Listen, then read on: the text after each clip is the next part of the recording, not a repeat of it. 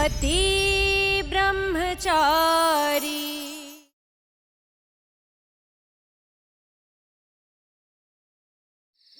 सब समझता हूं मैं, अपने गजरे में उलझा के मुझसे मेरा ब्रह्मचर्य तोड़वाना चाहती है ना। खुद अपनी आंखों से देखा था इसके, लेकिन मैं आपके झांसे में बिल्कुल भी नहीं आने वाला ईशा जी, समझ गई? मैं चला नीचे सोने।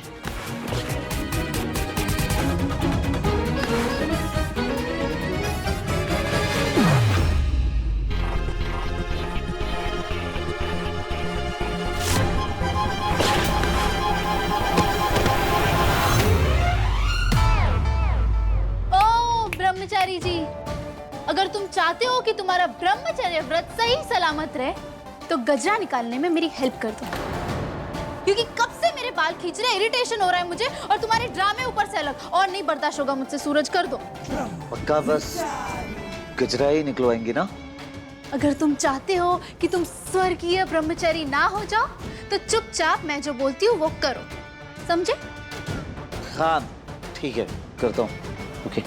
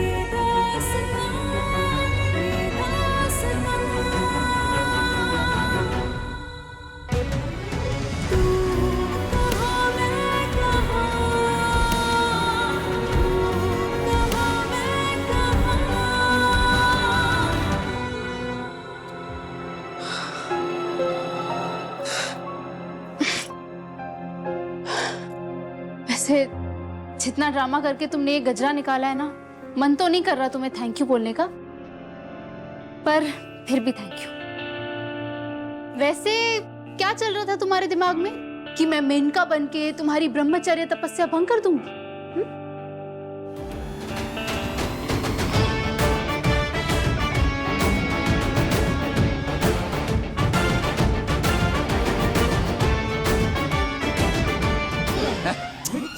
कुछ भी हा? मैं ये सब क्यों सोचने लगा? अरे मैं जानता हूँ अच्छे से कि आप बड़ी रिस्पेक्ट करती हैं मेरे ब्रह्मचर्य की। हाँ सूरज, रिस्पेक्ट तो मैं करती हूँ, लेकिन पत्नी होने के नाते मेरा भी हक बनता है कि मुझे भी पता हो मेरे पति ने ये ब्रह्मचर्य व्रत क्यों उठाया था।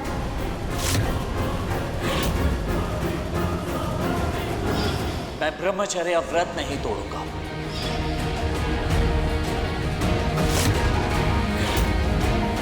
बताओ सूरज, ये व्रत तुमने खुद को सजा देने के लिए लिया था या किसी चीज से भागने के लिए? ये मैं आपको नहीं बता सकता ईशा जी। क्यों लेकिन? कह दिया ना एक बार, नहीं।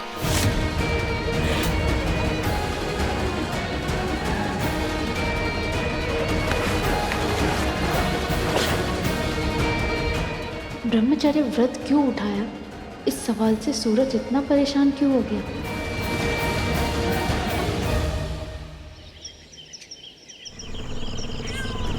नहीं नहीं नहीं नहीं नहीं नहीं रोते बेटा, नहीं रोते। अरे कितना रो रही है, चुप चुप कराओ। अले अले अले अले, नहीं मेरी परी, नहीं रोना। अरे मोनिका, मोनिका की बच्ची कहाँ मर गई? तारी की कान में रुई ठूस के बैठी थी क्या? इतनी भी अक्ल नहीं है? अरे बच्ची की आवाज नहीं सुन रही क्या? रो रही है, भूख लगी है उसे, दूध पिला। मम्मी जी पता नहीं क्यों ये मेरा दूध पी ही नहीं रही है, डब्बे का दूध मंगवाना पड़ेगा मम्मी जी। तारी की, हमारे घर में डब्बे का दूध आएगा? जब तक दूध पिला सकती है इसे दूध पिला। ले पकड़ से। मम्मी जी मैंने कितनी कोशिश की, ये मेरा दूध पी ही नहीं रही है, मैं क्या करूं मम्मी जी?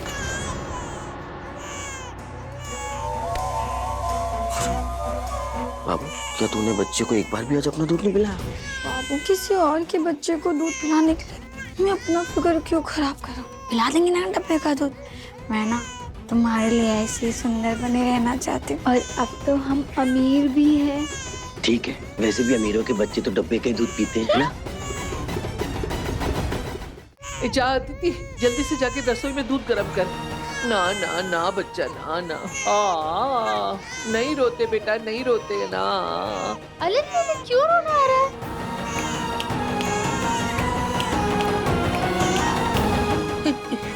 ले तू पकड़ से। हाँ, मैं भी दूध लेके आती, आराम से।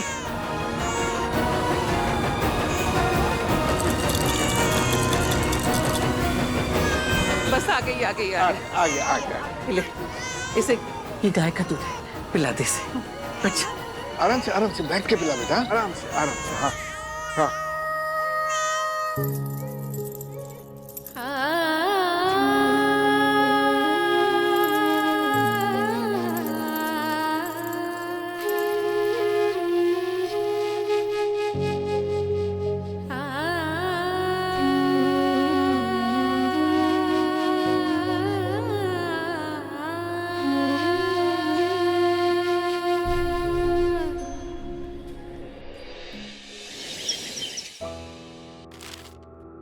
अनुराग जी, मुझे हमारी बेटी को देखना है एक बार। धीरे बोल please. Please Anurag ji, please एक बार, बस एक बार दिखा दीजिए उसकी शक्ल प्लीज।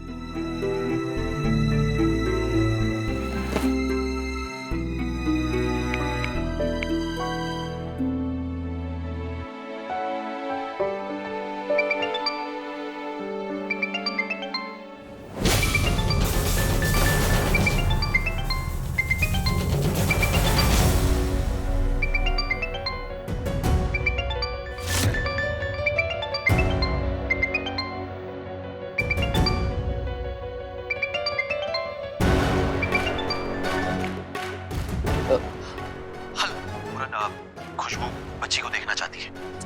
हाँ हाँ ठीक है, लेकिन आप लोग ऐसे मुंह उठा के कभी भी फोन मत करिए। सब लोग बच्चे के आसपास हैं। बाद में प्लीज बस एक बार उसकी शक्ल दिखा दीजिए, मैं रिक्वेस्ट करती हूँ प्लीज। ठीक है, चुप रहे।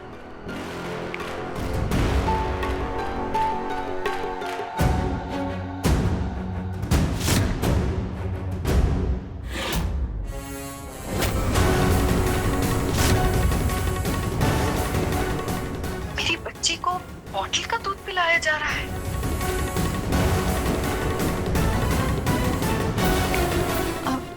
पूरन जी, वाह ईशा बहू वाह, बच्ची तो तेरे गोद में आते ही एकदम चुप हो गई और दूध भी पी लिया।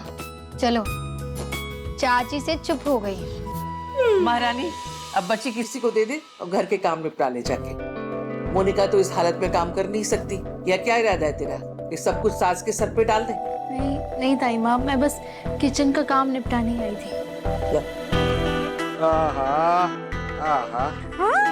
अले ले ले ले, रोते नहीं रोते नहीं रोते नहीं।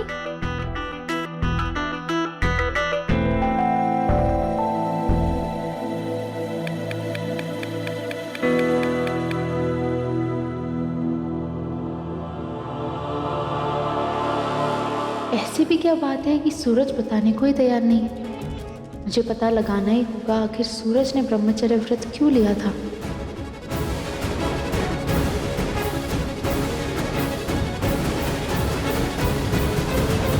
चलो अच्छा है, सवेरे सवेरे रोएगी और सब सोने वाले उठ जाएंगे।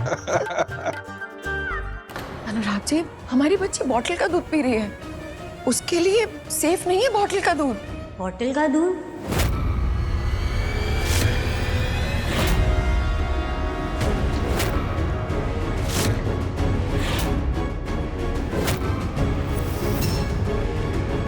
खुशबू बहू, तुम्हें तो दूध आ रहा है ना, तो फिर ये बच्चे को बॉटल का दूध किसने पिलाया? वो एक्चुअली इमरजेंसी में बॉटल मंगाने की बात कर रहे थे हम लोग। ओह अच्छा, वैसे खुशबू बहू बिल्कुल ठीक कह रही है, इतने छोटे बच्चे के लिए बॉटल का दूध ठीक नहीं रहेगा। चलो फिर भी बॉटल मंगवा कर रख लेंगे, मैं मंगवा लूंगी, लेकिन बच्चे को अभी सिर्फ माँ का दूध ही चाहिए। श्रीमती जी, मैं आई।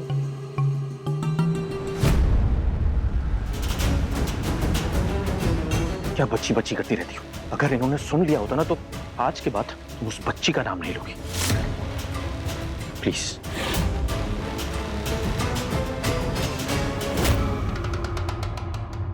अरे सरला, देख मैं तेरे लिए नींबू का अचार ले आई हूँ। आ रही हो? अरे वाह, तुझे याद रहा? हाँ ये देख। अरे खड़ी क्यों है, बैठना।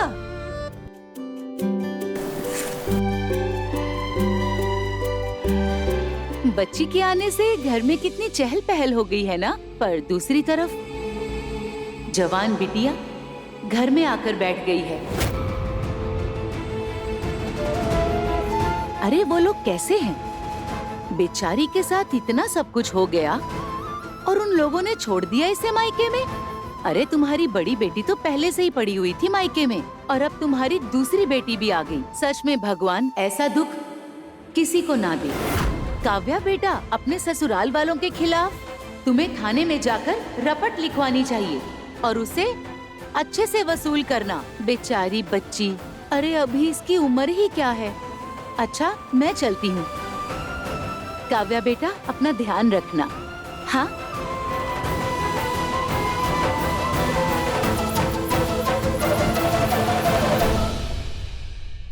ताई माँ, आरव पहले जैसे नहीं रहे हैं, वो बदल गए हैं। माना कि आरव ने ये शादी मुझसे प्यार का झूठा दिखावा करके की थी, मगर अब उन्हें अपनी गलती का एहसास हो गया है और ये बात मैंने खुद महसूस की है।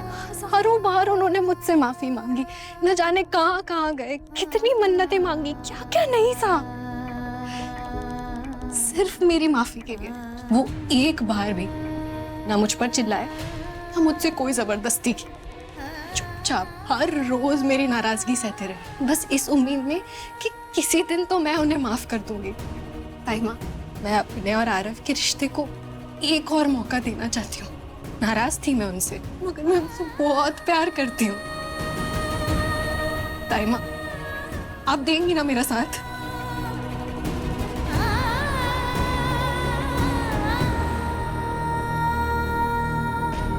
कान्हा जी, प्लीज कुछ कीजिए कि ताई माँ काव्या की बात मान जाए और काव्या और आरव को मिलाने में उनका साथ दे।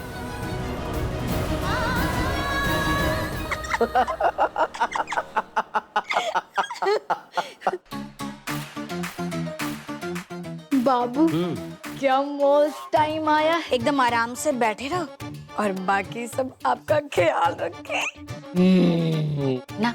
अपने 2 BHK में ना 3 नौकर रखेंगे। 3 क्यों? हाँ, एक ना बच्चा संभालेगा, एक खाना बनाएगा और जो तीसरा है उससे हम झाड़ू पोछा बर्तन कड़का सब करवाएंगे। है? और मैं ना ऐसे महारानियों की तरह हुक्म चलाऊंगी। महारानी जी, मेरे हाथ से। बाबू तो बन गई महारानी, अब तो हम अमीर होने ही वाले हैं। बाबू, हमारे ना सारे सपने सच हो जाएंगे। ये लो भैया, आ गया सब सामान।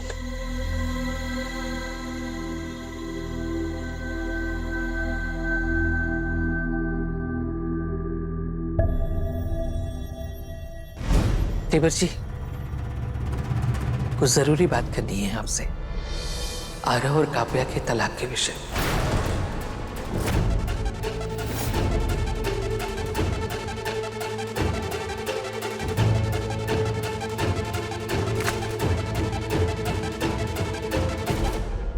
अब क्या बात करनी है उसके बारे में? वैसे तो भाभी, हर माँ बाप चाहते हैं कि उनका बेटा, बहू, बेटी, दामाद, इन सब का रिश्ता अच्छा रहे।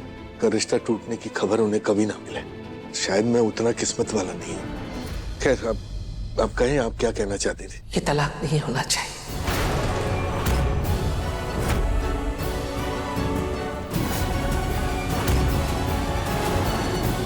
क्या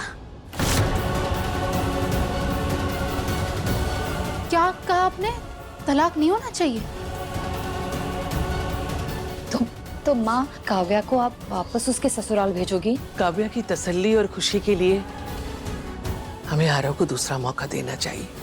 भाभी, जब काव्या ने पहली बार जब आरव को चुना था तो वो एक नादानी थी, और अब जो वो करना चाह रही है वो भी नादानी है।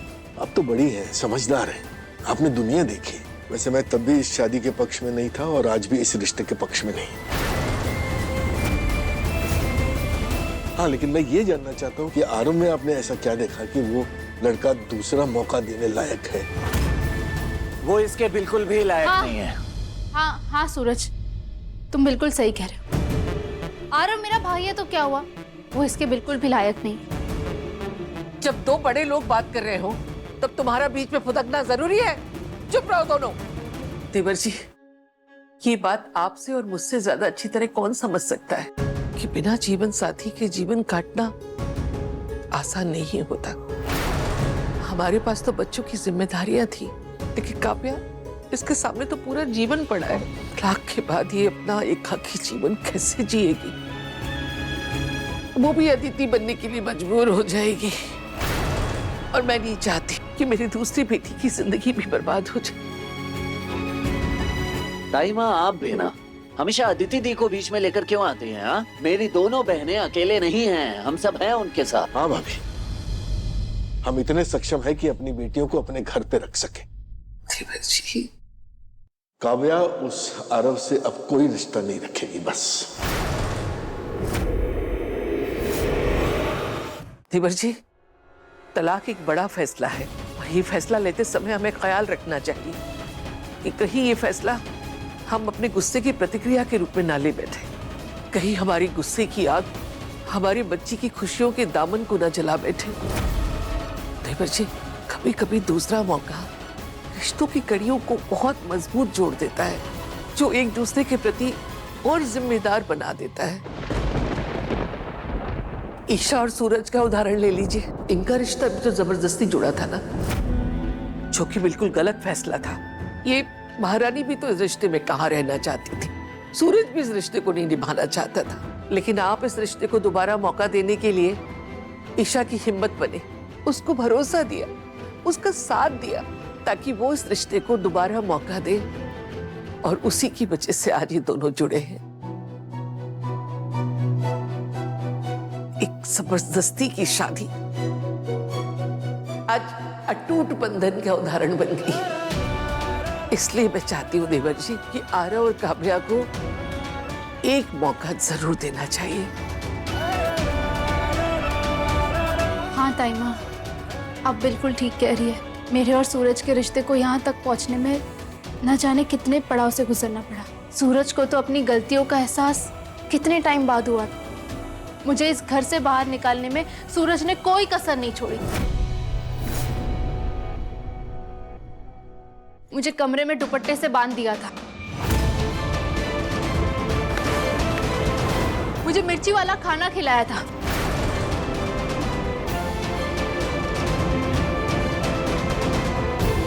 ताकि मैं ये घर छोड़ के भाग जाऊं। ईशा जी, आप ना सब बढ़ा चढ़ा कर बता रही हैं। सब सच बोल रही हूँ सूरज, चाहो तो सबसे पूछ लो, सब जानते हैं ये। हाँ, तो सब बुरा ही याद है ना आपको। जब आप इस घर में नई आई थी, फिल्टर पानी की बोतल से पूरा घर भर दिया था मैंने, और जब आपको एलर्जी हुई थी तो दवाई का नाम किसी को नहीं याद था, वो दवा मैं लेकर आया था आपके लिए।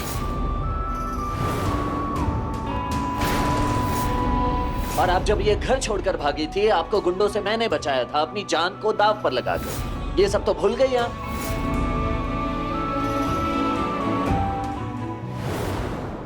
हाँ, तो गलती तुम्हारी थी, तो गलती के बदले इतना भी नहीं करोगे तुम? आए बड़े एहसान जताने। अरे कम से कम मेरे पास कुछ तो है गिनाने के लिए। आपने क्या किया था? हाँ, आपने बोतल खींचकर मारी थी मुझे, और अभी कुछ दिन पहले शीशे के सामने मैं जैकेट पहन रहा था ये बॉडीगार्ड की ड्यूटी पर जाने के लिए, तो इन्होंने ग्लास खींचकर मारा था मुझे, लग गया था मुझे।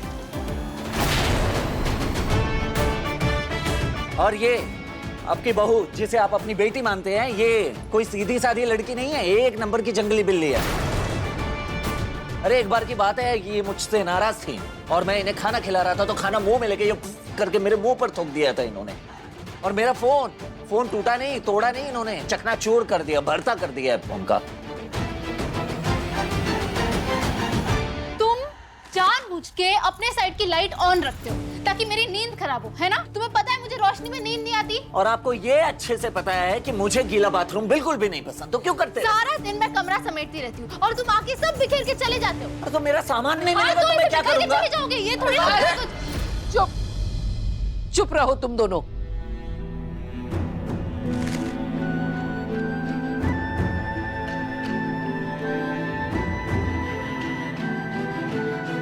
देवर जी, हमें आरव और काव्या को अपने रिश्ते के लिए दूसरा मौका देना चाहिए।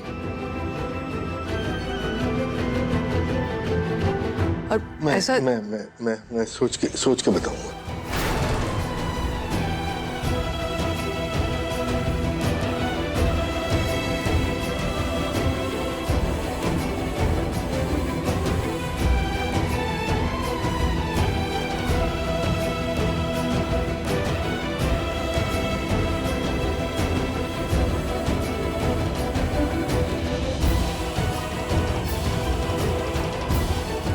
हर रिश्ते में गलतियां होती है, इसलिए पापा जी से बात करके आरव और काव्या के रिश्ते को सुधारने के लिए एक मौका देना जरूरी है।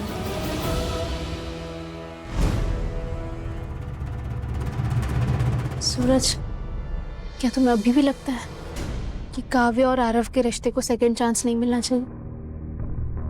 हाँ, मुझे अब भी लगता है कि ये मौका नहीं देना चाहिए उसे, क्योंकि ना हर लड़की ईशा होती है और ना हर लड़का सूरज, और ना हर कोई दूसरे मौके के लायक होता है।